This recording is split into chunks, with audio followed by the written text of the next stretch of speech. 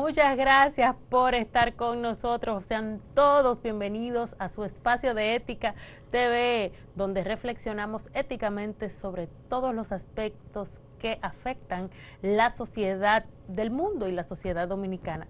Hoy estaremos conversando sobre ética y tecnología. Y para ello tenemos un invitado muy especial, el doctor Juan de Jesús Rodríguez.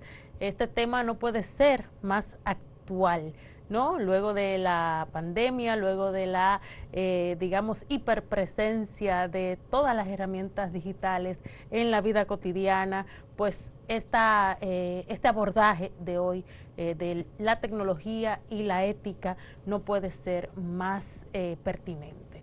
Hasta dónde la automatización de la sociedad nos ha automatizado a nosotros, ¿no? Y hasta dónde nuestros valores de seres humanos o el carácter de valor que se le da a lo humano ha dejado o ha sido reducido por a cambio de unos cuantos datos, a cambio de ser unos inputs para la gran red. De eso y otros temas estaremos conversando en el día de hoy.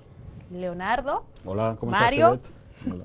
Bien, sí, como ha señalado Ivette, pues hoy vamos a tocar el tópico de la ética y la tecnología. Como sabemos, la revolución informática ha tecnificado nuestras sociedades y hay toda una serie de problemas éticos que se derivan de esa revolución tecnológica. Entonces, en el día de hoy vamos a abordar algunos de esos problemas, la relación entre ética y tecnología, cuáles son los problemas éticos que se derivan del uso de las tecnologías, el problema de la libertad y la tecnología, el problema de las brechas digitales que se han generado a partir de la revolución tecnológica y otros aspectos interesantes que tienen que ver con la actualidad. Así es, como decimos, la ética como parte de la filosofía nos ayuda a plantearnos preguntas y permanecer crítico a todo el uso de la tecnología nos puede realmente sumergir por lineamientos y caminos donde perdemos esa capacidad tan fundamental de la persona que es la autonomía, el ser sujetos y no objetos manipulados por otros intereses. También va a quedar en cuestionamiento en qué está nuestra democracia frente a otros que a lo mejor manejan todos los datos o congregan todos los datos. ¿Qué tendríamos que hacer para que el uso y los beneficios que realmente también ofrece la tecnología puedan colaborar hacia una sociedad más justa, más digna y que sean utilizadas la tecnología en beneficio de las grandes mayorías? Tenemos que hacernos preguntas y la filosofía nos ayuda a hacernos preguntas. Así que háganse ustedes sus preguntas para este tema tan importante que vamos a estar desarrollando en el día de hoy. Así que, como ya ha señalado Ivette, tenemos hoy como invitado al doctor Juan de Jesús Rodríguez, profesor de ética de la Universidad Autónoma de Santo Domingo y también especialista en tecnología, con el cual estaremos conversando en breves instantes. Así que quédense ahí, en breve volvemos.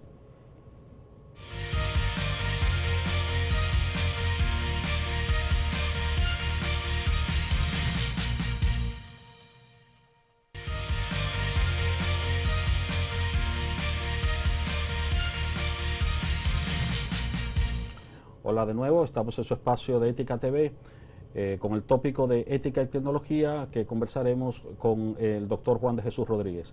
Juan, bienvenido y queremos iniciar esta conversación preguntándote ¿cuál entiendes tú que es la relación que existe entre ética y tecnología?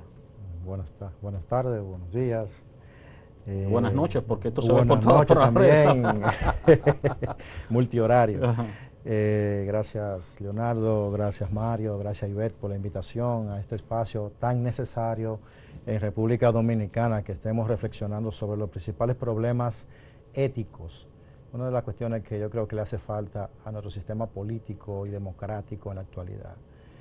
Y es muy pertinente el tema de la relación ética y tecnología, porque la tecnología está jugando un papel muy importante en las decisiones de los ciudadanos y en cómo los ciudadanos también eligen a sus autoridades.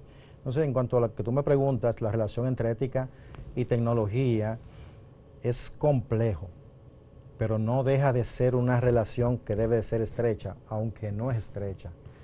Porque hay que distinguir, tú trabajas mucho el tema de la injusticia hermenéutica, epistémica, y creo que hay una relación entre ética y epistemología. ¿Por qué?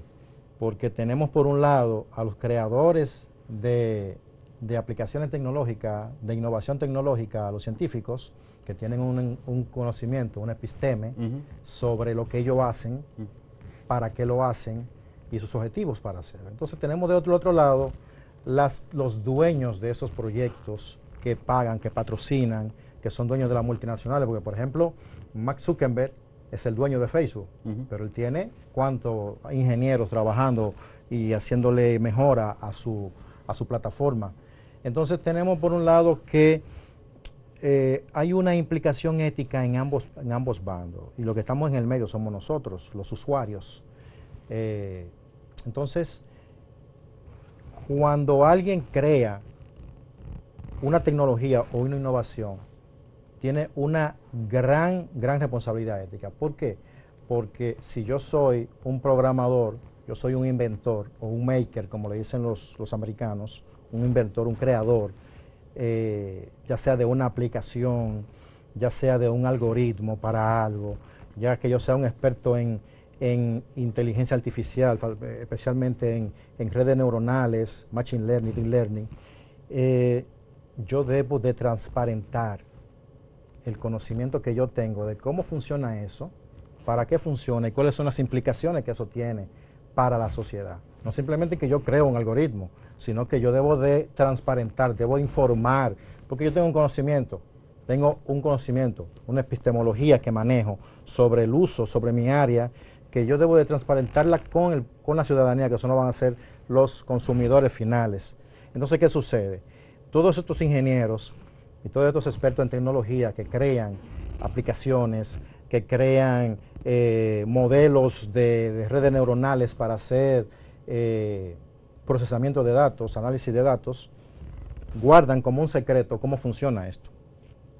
Entonces, al guardarlo como un secreto, el usuario utiliza los recursos que le da la red y no sabe cuáles son las implicaciones que tiene eso. No sabe las implicaciones que tienen a nivel de su privacidad, no sabe las implicaciones que tienen a nivel de un peligro biológico, un peligro ecológico, qué sé yo, cualquier cosa que pueda producir, porque la tecnología produce problemas ambientales. Importante que tú digas eso, porque por lo general las personas cuando se enfrentan a situaciones o a instrumentos, a tecnología o a la ciencia misma, entienden que no, esas cosas son objetivas y no detrás de ellas solamente lo que tenemos es que usarlas y el bien que ellas prometen a sí mismas. Sí. Pero es importante que tratemos esto así, que quienes nos están viendo y siguiendo entiendan que precisamente porque la ética es la filosofía práctica que va a analizar cuál es la mejor conducta que nosotros tenemos que desarrollar para que nos conduzca a la felicidad o a la justicia, es preguntarnos precisamente qué se han preguntado los hacedores de esa tecnología, qué precomprensiones epistemológicas están, qué valores quieren desarrollar a partir de esa tecnología, pero no solamente ellos, también quienes la usamos, hasta qué punto la estamos usando con una capacidad de criticidad, cuidando nuestra autonomía, nuestra libertad y nuestra capacidad de construir un futuro donde la subjetividad nuestra crezca. Sí. Y nuestra humanidad.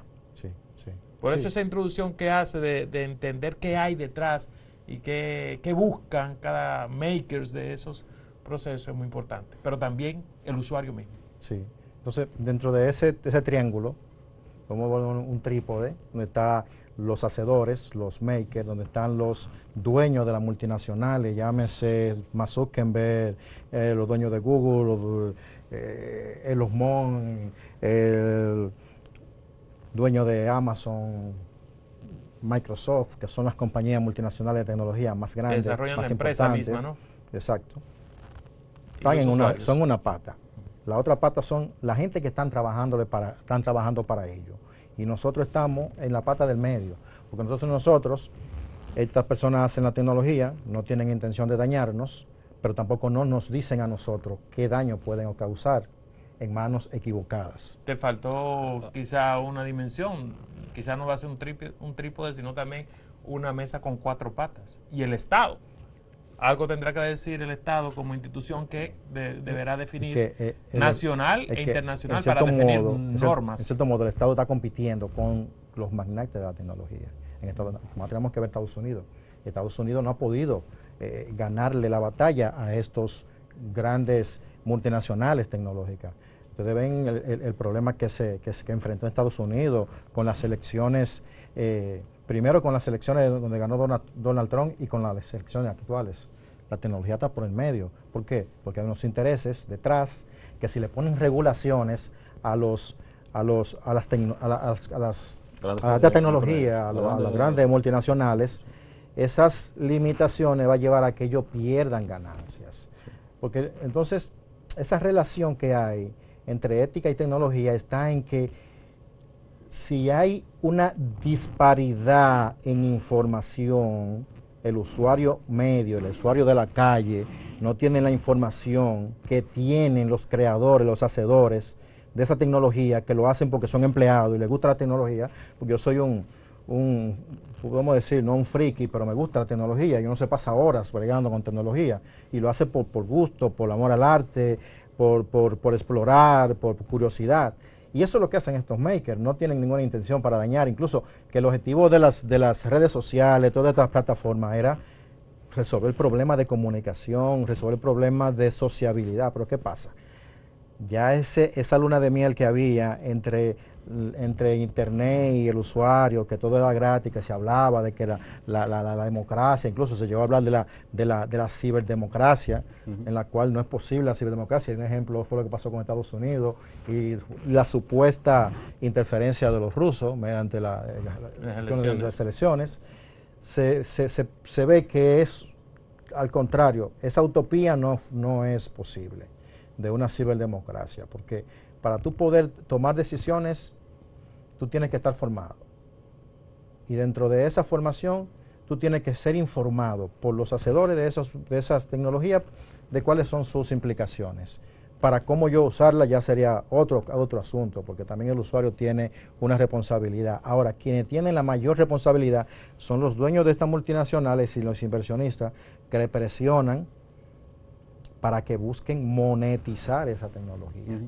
Entonces, se monetiza por encima de lo que le pueda pasar al usuario. Sí, precisamente cuando, en la medida que tú ibas hablando, yo iba pensando en ese problema, digamos, que atañe con frecuencia a nuestras sociedades, de que, bueno, tú tienes un modelo de creación que tiene como finalidad aumentar la productividad, que sirve fundamentalmente al mercado. Y con mucha frecuencia, en ese contexto, esa preocupación pues deja un poco al margen lo que pueden ser las preocupaciones éticas. Sí. Y entonces ahí tenemos un serio problema, ¿no?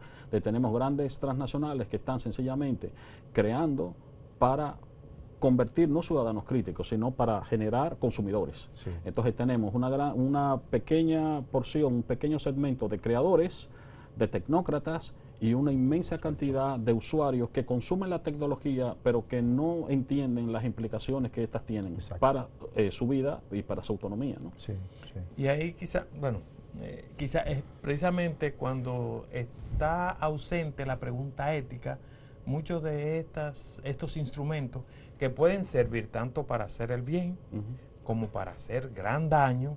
Entonces, cuando queda ausente la pregunta ética y la búsqueda de plantearnos lo que va a dirigir hacia construir la dignidad humana, lo que va dirigido a construir sociedades más equitativas, cuando está ausente, entonces vienen otras preguntas de intereses que están, y es lo que la domina. Sí. Digamos que por default nos vamos en este camino del individualismo, del consumismo, del capitalismo, de la división que existe, que son de los retos que queremos abordar en este diálogo que estamos desarrollando contigo. Pero previo a eso yo quisiera plantear también, o sea, la tecnología bien usada tiene también grandes beneficios, y la gente dirá, bueno, pero esta gente comenzaron de una vez entrándole a la tecnología como si no fuera también un instrumento que puede direccionarse éticamente. Lo que pasa es que hay que ver la tecnología. La tecnología no es ni buena ni mala. La tecnología es neutra, por sí misma. Así es. Por sí misma. Es como plantea Nietzsche. La tecnología está más allá del bien y del mal. ¿Por qué? Porque la tecnología es una cosa. La tecnología por sí misma no piensa, incluso la inteligencia artificial por sí sola no piensa, porque es una ficción todavía lo de inteligencia artificial.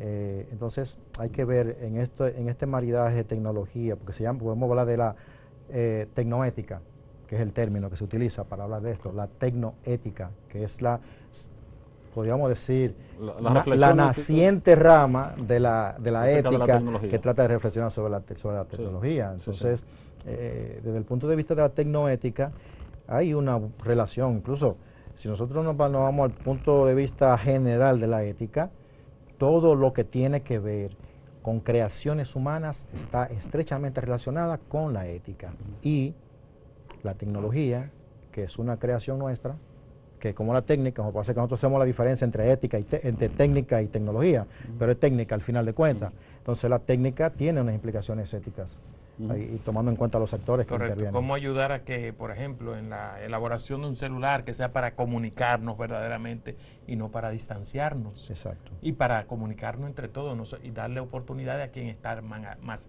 al margen y no crear nuevas dimensiones de exclusión o de diferencias abismales en el poder de la comunicación como existe hoy día. O bueno, lo que puede provocar también el manejo de la tecnología para enfrentar situaciones como las pandemias y el COVID. Buscar dónde están los mayores focos de infección. Se busca en base también a la utilización de la información y también puede ser un magnífico vehículo para transmitir información sobre la enfermedad, pero al mismo tiempo también es el más grande vehículo para desinformar también. Es decir, porque lanzas un fake news, un bulo, una desinformación, y eso recorre el mundo en instantes. Pero por eso yo quisiera insistir en este primer segmento, antes de entrar bien a los desafíos y retos fuertes, porque son muchos los retos, sobre todo en una sociedad donde los retos éticos son enormes. Así que todo el desarrollo tecnológico de nuestras sociedades bien pudieran dirigirse para eliminar las brechas sociales que existen, para mejorar el servicio de salud y que lleguen a todos y todas, para desarrollar un mayor acceso al sistema educativo, para permitirnos a nosotros una mayor comunicación, si intencionalmente dirigiéramos este instrumento del ingenio humano que se ha desarrollado tanto, que es la tecnología y la tecnología de la información y del manejo tecnológico de datos. Pero ahora vendrán los desafíos que son grandes, los que tenemos por delante, ¿no? Sí. Tú en tu intervención has señalado algunos de los problemas, digamos, fundamentales, problemas éticos relacionados con la tecnología. ¿Qué otros problemas tú consideras que son importantes, sobre los cuales deberíamos reflexionar? Bueno, primero, en la época que estamos viviendo, el momento que estamos viviendo, es muy complejo, muy complejo. Pero los problemas que la tecnología está trayendo es, primero, nos está haciendo perder tiempo de productividad. Paradójicamente. Paradójicamente. ¿Por qué? En lugar de hacernos ganar tiempo para la producción, nos distrae. Nos distraen. Si tú buscas tu celular, yo tengo iPhone, ustedes tienen iPhone, ustedes busquen cuántas horas a la semana ustedes utilizan la pantalla, le dirá cuál de ese tiempo ha sido de productividad, cuál tiempo ha sido de redes sociales, cuál tiempo ha sido de qué sé yo. Y ustedes pueden marcar, incluso programar para ustedes utilizar el celular cuando sea necesario. Tú lo hablas en términos de productividad, pero bien pudiéramos decir en términos de entrar y hacer contacto con tu propia persona o para la reflexión personal. Tenemos que hacer una pausa. Cuando volvamos vamos a retomar ese punto tan interesante. En breve volvemos.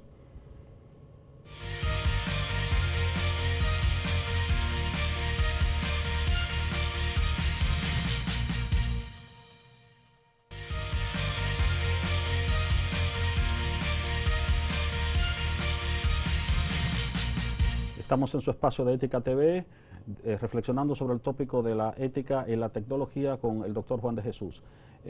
Juan, en el segmento anterior, al concluir, tú decías que el uso de los dispositivos como los celulares, pues están afectando nuestra productividad, ¿no? Entonces, me gustaría que retomaras ese punto porque es paradójico, porque uno pensaría que el desarrollo tecnológico ayuda o aumenta la productividad, ¿no? Entonces, dejamos ese punto como cortado, ¿no? Quisiera que lo retomáramos. Ahí tenemos que tomar en cuenta el uso del usuario de la tecnología. Si el usuario no tiene conciencia de lo que tiene en su mano, si no tiene un control de su vida, lo que está haciendo en lugar de ganar y producir para su sustento, está perdiendo tiempo. Porque si yo me paso, vamos a poner solamente el caso de WhatsApp, vamos a poner WhatsApp. Si yo me paso 2 horas diarias utilizando WhatsApp, estoy perdiendo 2 horas de producción, de leer, informarme, dedicarle tiempo a una empresa que yo tenga, de ser innovador. Es importante que tú señalaras eso, porque a veces se piensa productividad solamente Sí. como generar dinero, Por para mantener a la familia, ¿no? No, tú te estás refiriendo a un concepto más amplio de productividad que implica realización personal, donde Claro. está el trabajo, pero también donde implica tu... La interiorización personal. Exactamente, correcto, sí. Dedicarte tiempo a ti, Exacto. dedicarle tiempo a tu familia. Entonces, Exacto. el celular, Es un distractor, como puede ser. un dispositivo de tantos que tenemos, nos quita tiempo de calidad, nos quita tiempo de estar con nuestros hijos. Ujú, Porque si yo me paso todo el tiempo en los videojuegos, ujú. porque todavía hay adultos de 40, 50 que son los famosos gamer. Incluso, no sé si lo saben, existen sillas para gamer, Ajá. tipo inodoro, que los gamers se pasan horas y no se paran. Hay pañales para gamer.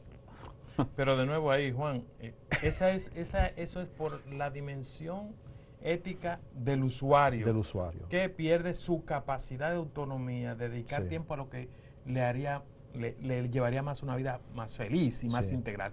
Ahora bien, de parte de los creadores de esto y de lo que han hecho empresas, realmente hay una tecnología dedicada a la captación y a colocarte todos estos atractivos para que realmente tú pierdas Ellos tiempo. lo que quieren es nuestra atención.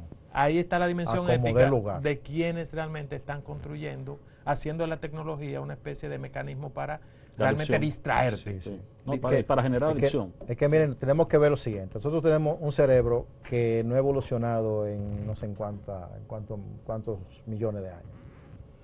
Nuestro cerebro. Nuestro cerebro sigue siendo el mismo cerebro de nuestros ancestros primitivos. Entonces nuestro cerebro es muy vulnerable a la distracción. Cualquier cosa le llama la atención, cualquier cosa le hace perder el tiempo. Entonces, ¿qué han aprendido? ¿Qué han entendido los hacedores de tecnología y que utilizan para programar sus algoritmos? Porque todo es algoritmo, estamos hablando de Facebook, estamos hablando podemos hablar de LinkedIn, de todo ese algoritmo que hay detrás, todo algoritmo. Que no entendamos que el algoritmo está exento, que es una categoría aparte, no, sino que el mundo está siendo, como lo diría Harari, está siendo gobernado por algoritmos. Yo llegué aquí a Acento usando Waze, una aplicación israelí que es muy buena, pero que también nos controla. Utiliza tus datos. No, que nos ¿Sabe cómo controla, llegaste porque acá? tú nunca vas a saber llegar a los sitios si no es con Waze. Tú no vas a poder moverte, tú vas a ser un inepto a la hora de tú conducir sin el celular. Entonces, tenemos que hay un reto de nuestro cerebro a adaptarse y poder concentrarse, poder centrarse, cuando detrás hay millares de ingenieros, tecnólogos, expertos, que utilizan los conocimientos de la neurociencia, conocimiento de la neuropsicología y el conocimiento de la psicología humana. ¿Para qué? Atraerte. Para atraer tu atención. Y el atraer tu atención hace que tú dure más tiempo en los dispositivos conectados. Y ese tiempo que tú duras en los dispositivos conectados hace que tú veas más anuncios. Porque lo gratis, alguien lo paga. Y lo pagamos. Si algo es gratis, tú lo pagas ¿cómo? Con tus datos, con tu tiempo y con los comerciales incómodos que te salen. Y mucha gente, por ejemplo, cuando salen las famosas cadenas, van a cerrar a WhatsApp por falta de ingresos, porque si o qué. No, si ellos nunca van a cerrar. Incluso ponerle una tarifa es más perjudicial para ellos que dejarlo gratis. Gratis es mucho más eficiente a nivel de colectar dinero, de hacer dinero. ¿Por qué? Porque sabes la cantidad de gente que usa estos dispositivos, sabes la cantidad de compañías que se quieren promocionar y que llegan, y que incluso que la promoción que se hace por las redes sociales es mucho más efectiva que la que se hace por televisión y mucho más económica. A mí, con eso que dice, que nos plantea ya con ello un reto ético, un problema ético, ¿cierto? A nivel del individuo consumidor de tecnología, a nivel de quienes están lucrándose de la tecnología, de manera sin ningún tipo de restricción por medio de nuestros estados y a nivel de la comunidad internacional, que está buscando también colocar algún tipo de límites, ¿no?, al negocio de esta tecnología. pero está como reto, o sea, también la construcción de un individuo, y ahí para quienes nos siguen, cómo construimos una ciudadanía y sujetos críticos de las herramientas tecnológicas que utilizan, sabiendo que están siendo de alguna manera manipulados por expertos de la neurociencia y de la tecnología para atraerte y que tú quedes preso y en medio de esa distracción donde te quieren vender productos. Sí, sí. Es como que tú eres una marioneta, los hilos de los tecnólogos detrás, moviéndote.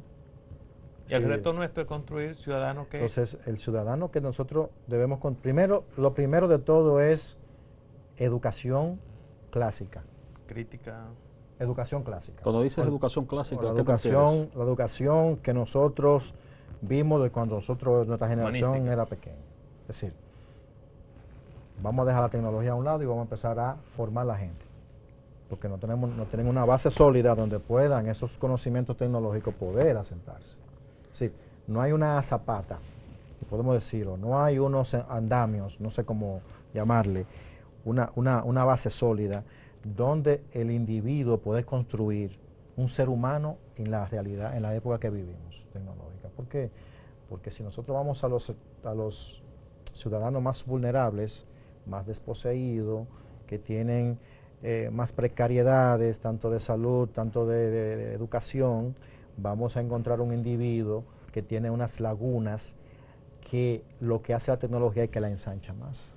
Sí, o sea, un joven que, por ejemplo, sea incapaz de interpretar el párrafo de un texto Exacto. medianamente básico, ¿no? Que no sea un texto muy complejo, no estará en condiciones de interpretar mensajes mucho más complejos como los que pueden transmitirse a través de las redes sociales o mensajes subliminales, etcétera, Es que, etcétera. es que según la neurociencia, y espero no equivocarme,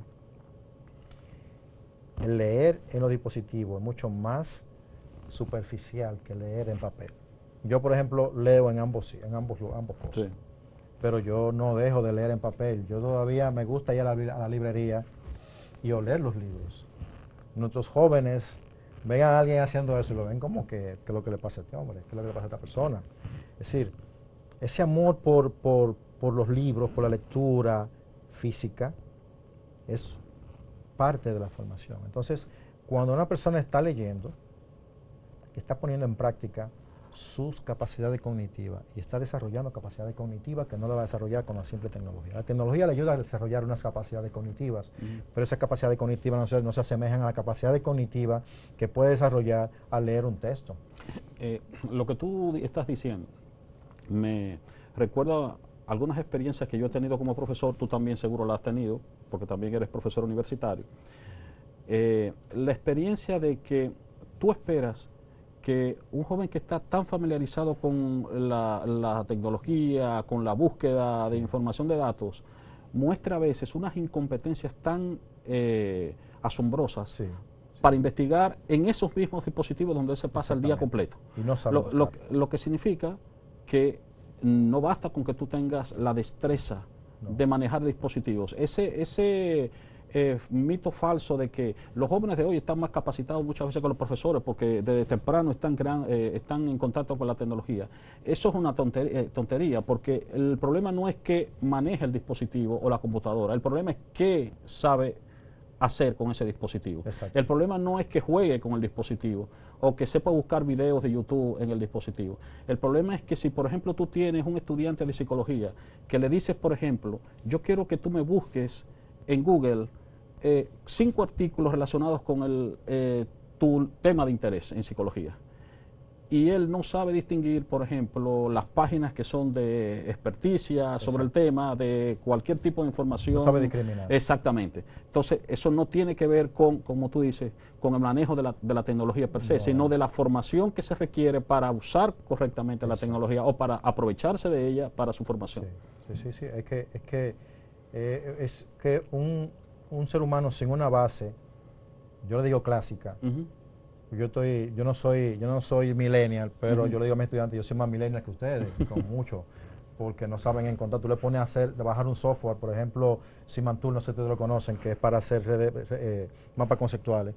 para que lo descarguen y lo utilicen es una odisea. Yo tengo que a veces darle instrucciones a algunos cómo hacerlo. ¿Cómo hacerlo? Porque son más jóvenes que yo. Ujú, ujú. Es decir, son cosas que yo entiendo que son como intuitivas ya para ellos, pero no saben seguir no saben seguir guías para hacer las cosas. No recuerdo cómo se llama, le dicen seguir instrucciones Ujú. para siquiera instalar un software que sea educativo, por ejemplo, en este caso. Entonces, esa base humanística, porque hablamos, por ejemplo, el problema actual es que se le da mucha importancia a la parte científica, pero la parte humanística es la que nos faculta a nosotros, los seres humanos, para poder hacer frente a los retos de la tecnología. Sí, y a profundizar en todas las dimensiones de nuestra vida.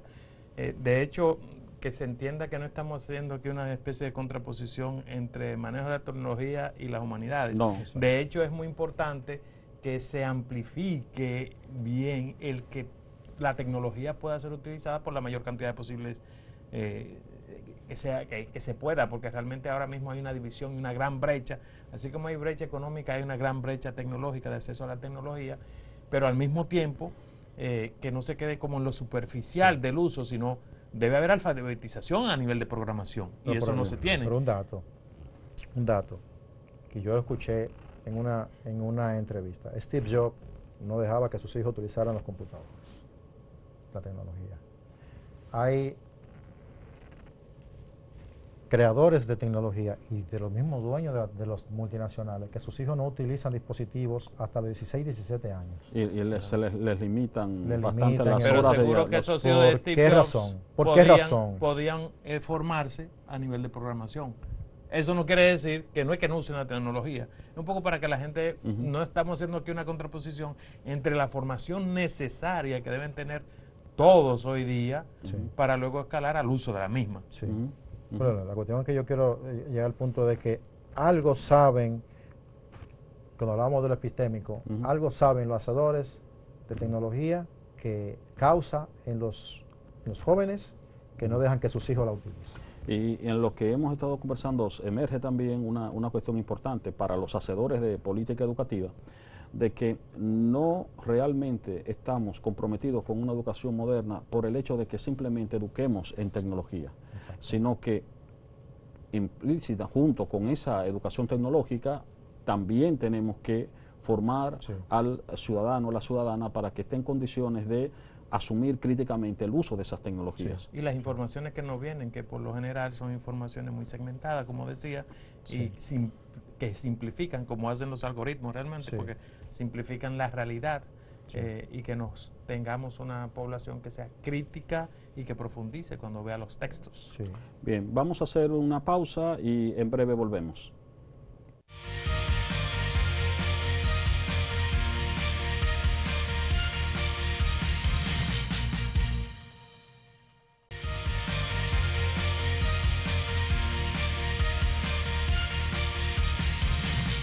Estamos en su espacio de Ética TV reflexionando sobre la relación entre ética y tecnología con el doctor Juan de Jesús.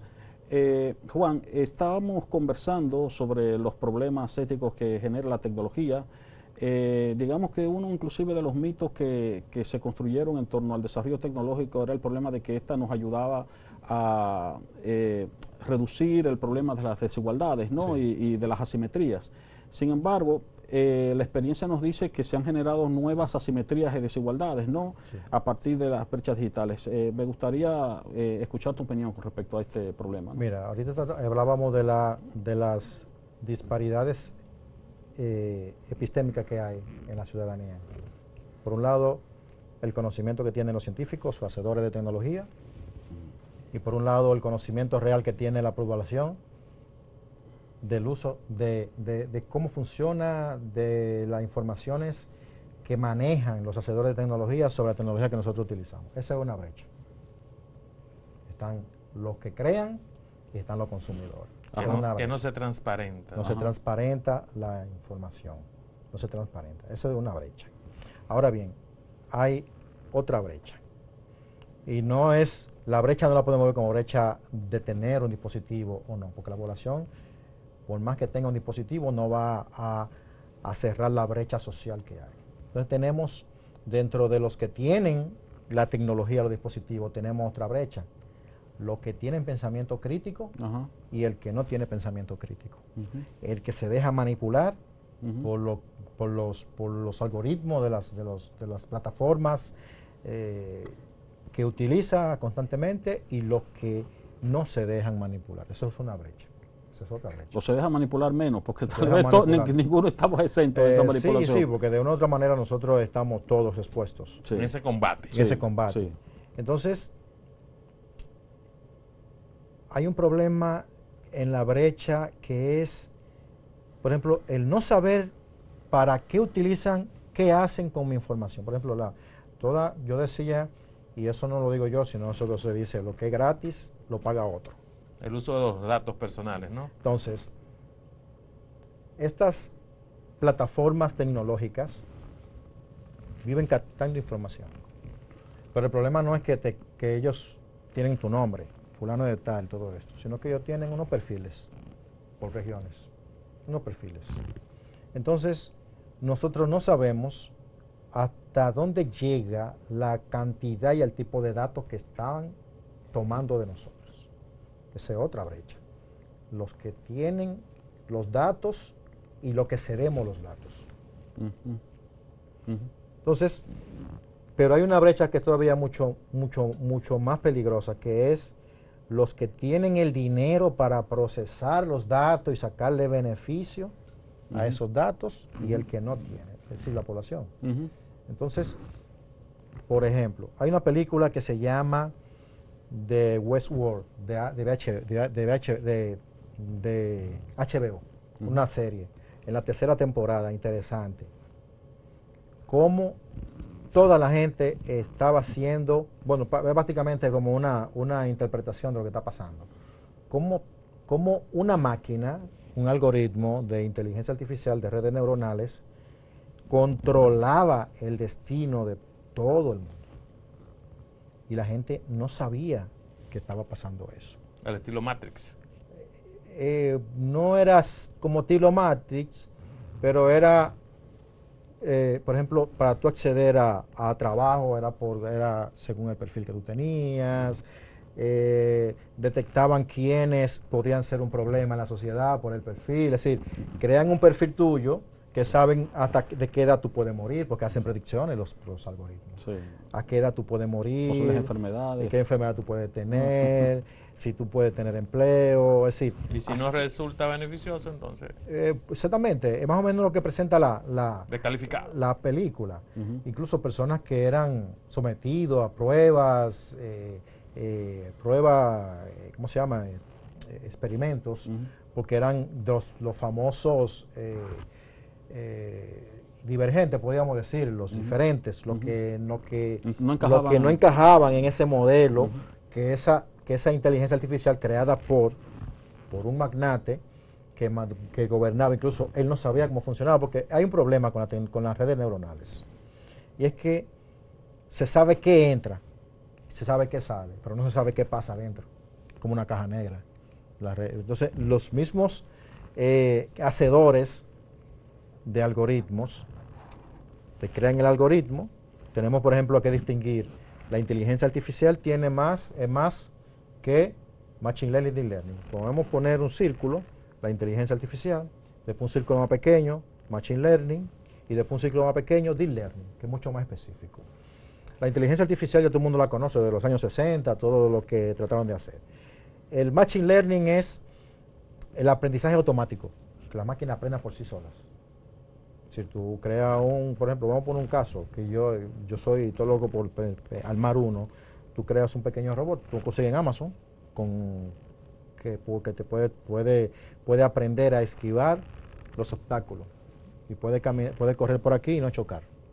Eso es sencillo, un sensor, un algoritmo pequeñito, no tan grande, y él va aprendiendo. A la medida que va chocando, aprende. Cuando vuelve otra vez, no va a chocar porque sabe que ahí hay un obstáculo. Eso es aprendizaje automático, lo llama Machine Learning. Luego, dentro de Machine Learning está el Deep Learning. Deep Learning son redes neuronales creadas en capas, como si fueran las capas de las neuronas. Es decir, una red neuronal que tiene varias capas. Alimentada con muchos datos. Entonces, ¿Qué se hace con esta? Que estas nosotros tenemos que entrenarlas. Y los datos que recaban de nosotros para entrenar esas redes neuronales. Cuando tú entras a un servicio como Amazon y tú buscas un libro, ya Amazon, por ejemplo, tiene un perfil mío. Sabe me salen gusto cosas tuyo. que me gustan. ¿Y qué es? Que yo he ido Alimentando. alimentando el algoritmo, y el algoritmo, mi perfil, sabe cuáles son las cosas que pueden gustarme, hace una regresión, hace una predicción Una de qué proyección. cosas de esas que están ahí me pueden gustar a mí. Igual que lo que pasa con Facebook cuando tú le das un like, Igual por que- ejemplo. o con Netflix cuando tú ves una película. Exacto. Eso es deep learning. Ujú. Deep learning, porque estamos entrenando a esos modelos. Entonces, Aprendizaje profundo. aprendizaje profundo, exactamente. Aprendizaje profundo. Que es simplemente, yo he hecho, bueno, practicando que me interesa el tema. Y yo soy un crítico de la inteligencia artificial, pero me interesa, me gusta. Un crítico a nivel de lo que se plantea, de que la inteligencia artificial va a tener las capacidades cognitivas que tiene el ser humano y que va a lograr pensar. Bueno, la inteligencia artificial es artificial, como su nombre lo dice, es una simulación de inteligencia y hace cosas muy específicas. Nunca la inteligencia artificial va a pensar por sí misma. La inteligencia artificial hace lo que le programaron. Entonces, dentro de esas brechas, tenemos esa brecha. Lo que hacen los hacedores con nuestra información, para qué la emplean y todos los recursos que tienen para poder manipular esos datos. Por ejemplo, están los hacedores, pero los dueños de las multinacionales son los que tienen el dinero para hacer lo que quieran con esos datos. Ahora bien, las empresas que se alimentan de esos datos tienen también gente que trabaja en lo que son los famosos Big Data, y también la inteligencia de negocio, que el Big Data es el manejo de grandes volúmenes de datos, que para esto se utiliza el Deep Learning principalmente, y el Machine Learning se utiliza para manejar todos esos datos, porque por ejemplo hay dos tipos de bases de datos relacionales, que son las bases de datos estructurales, que tú sabes que están en orden, etcétera, pero están las no relacionales, que son bases de datos que tienen video, fotografía, texto, etcétera. ¿Qué se va a hacer con eso? Un ser humano por sí solo no puede manipular todo eso. Entonces se utilizan inteligencia artificial para manejar toda esa información, todos esos datos que no... Todo esto que es realmente emocionante, cuando tú entras en ello y nos va guiando por todo, pero las preguntas éticas que nos surgen a nosotros en ese tipo de situaciones frente al manejo de los datos sin ningún tipo de autorización por parte de los sujetos, es un problema.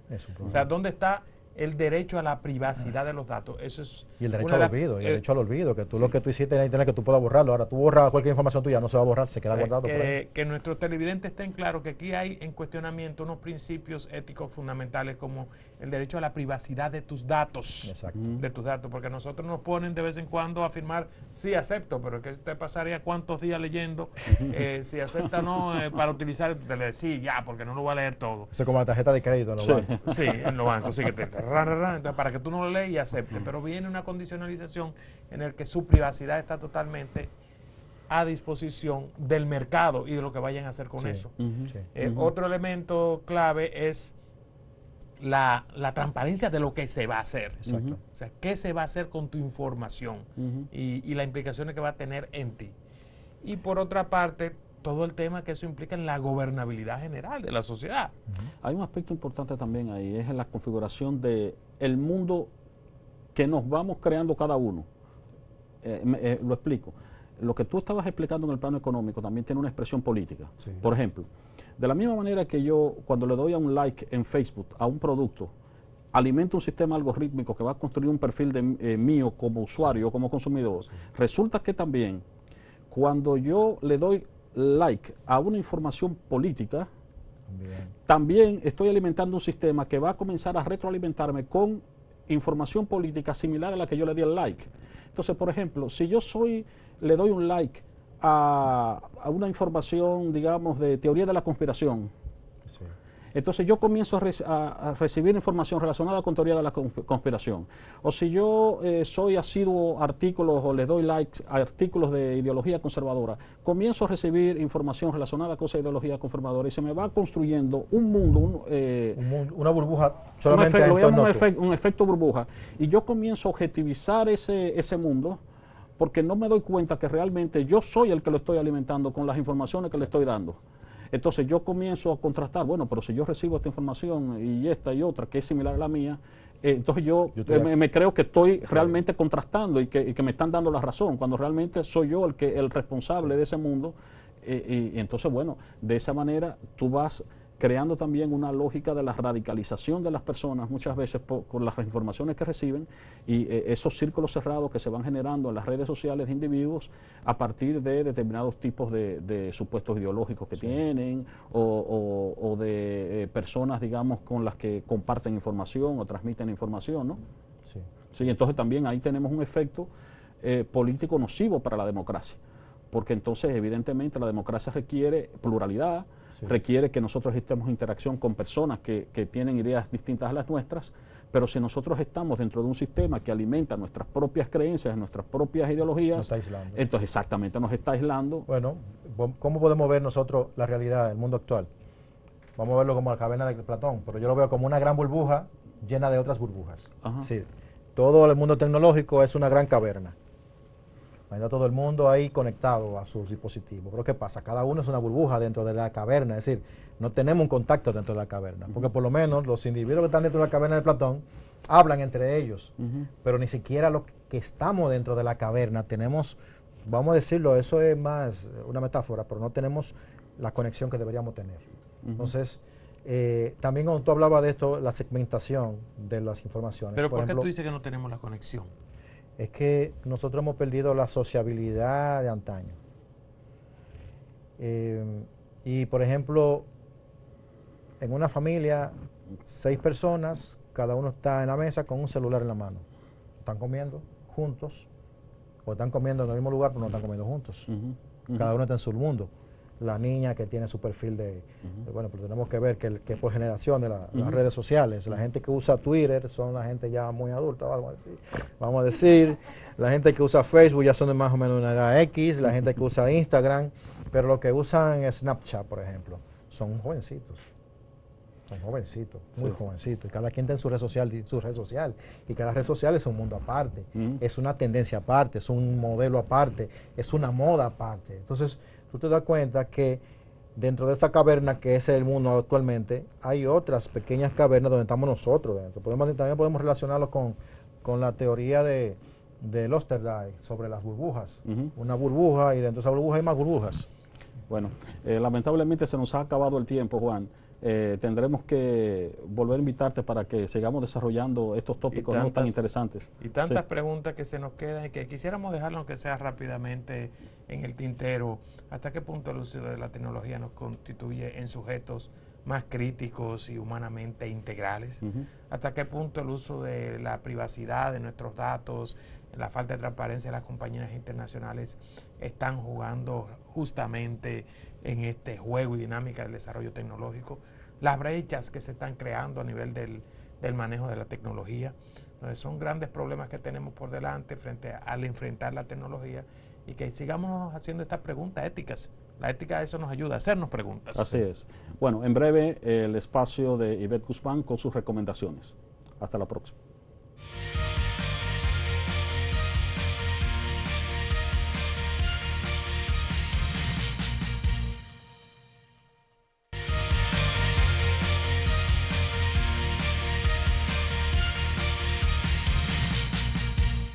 Muchas gracias por permanecer con nosotros. Hoy hemos estado conversando sobre ética y tecnología.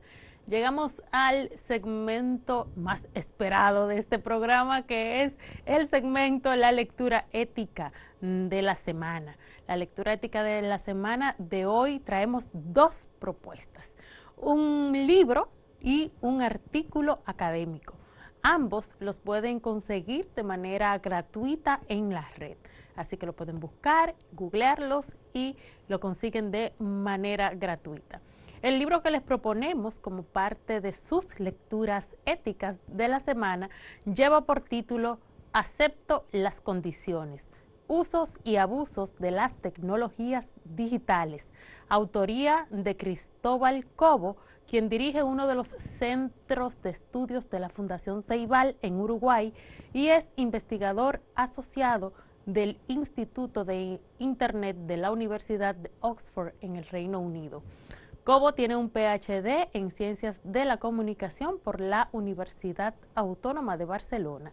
Y en este libro, Acepto las condiciones, usos y abusos de las tecnologías digitales, el autor reflexiona sobre la actual concentración del poder digital en unas pocas compañías, entiéndase Google, Facebook, Amazon, Apple o Microsoft, y cuyo monopolio no solamente está generando nuevas formas de poder y control que exacerban las ya existentes formas de control y poder, sino que además crea nuevas formas de exclusión y nuevas periferias. Es el fin de la luna de miel digital, sostiene Cristóbal Cobo. A través de la voz de diferentes expertos internacionales, esta obra profundiza en cuestiones como ¿qué hacer para revertir las actuales asimetrías de poder? ¿Quién observa a los que nos observan? ¿Podemos pensar en tecnologías con un enfoque más humano? ¿O acepto las condiciones y los nuevos términos de la vida digital? La estructura de este texto busca evitar reduccionismos según el tipo de trayectoria que se siga en la lectura, con la que puede transitarse desde el optimismo, ¿no?, ese mundo utópico que ofrece la tecnología, o la tragedia, una especie de distopía a la que podemos llegar también gracias a la tecnología. O podemos simplemente desde el diagnóstico o la reacción, pues mirar la tecnología como un universo de posibilidades. La lectura es a medida y a gusto del lector. No hay recetas, no hay doctrinas que puedan instalarse de manera tan sencilla como una actualización en su sistema operativo. El objetivo último de este libro es reflexionar desde una perspectiva crítica y abierta sobre las consecuencias de la masificación de las tecnologías y su impacto en las nuevas formas de poder y control de la sociedad actual. Así que busquen el libro Acepto las condiciones, usos y abusos de las tecnologías digitales de Cristóbal Cobo. Lo van a disfrutar. También recomendamos el artículo académico que se encuentra, como ya dijimos, en formato gratuito en la red. Se trata de Democracia algorítmica, consideraciones éticas sobre la dataficación y la esfera pública, autoría de Patrici Calvo. Patrici Calvo es profesor de ética en la Universidad Jaume de Castellón, es coordinador del Máster Interuniversitario en Ética y Democracia. Además, coordina la Mesa Responsabilidad Social de Castellón y es miembro del Comité de Bioética Asistencial del Hospital General de Castellón en España. En este artículo, Patrici Calvo reflexiona sobre la convergencia de la inteligencia artificial, el Big Data y el Internet de las cosas que permite la algoritmización, la dataficación y la hiperconectividad de todo ámbito de la actividad humana, el ámbito económico, el ámbito asistencial y el ámbito político. Este hecho, junto con la desafección de la sociedad civil hacia los actuales modelos democráticos, está generando nuevas propuestas democráticas basadas en la supuesta objetividad, moralidad, representatividad y neutralidad de los modelos matemáticos basados en redes neuronales artificiales de aprendizaje automático. En esta investigación, Patrici Calvo utiliza una metodología hermenéutico-crítica en el estudio de fuentes bibliográficas con el objetivo de mostrar los retos, límites, consecuencias que subyacen a las diversas propuestas democráticas basadas en modelos matemáticos de decisión, datos masivos y de la hiperconectividad de la sociedad digital. Así que busquen tanto el libro Acepto las condiciones, usos y abusos de las tecnologías digitales, autoría de Cristóbal Cobo, así como el artículo Democracia algorítmica, consideraciones éticas sobre la dataficación de la esfera pública, autoría de Patrici Calvo. Ambos disponibles de manera gratuita en la red. Esperamos que les sea de utilidad, así como a nosotros. y que los invite a la reflexión, a generarse nuevas preguntas sobre la realidad digital de nuestros tiempos. Será hasta un próximo espacio de lectura ética de la semana. Hasta entonces.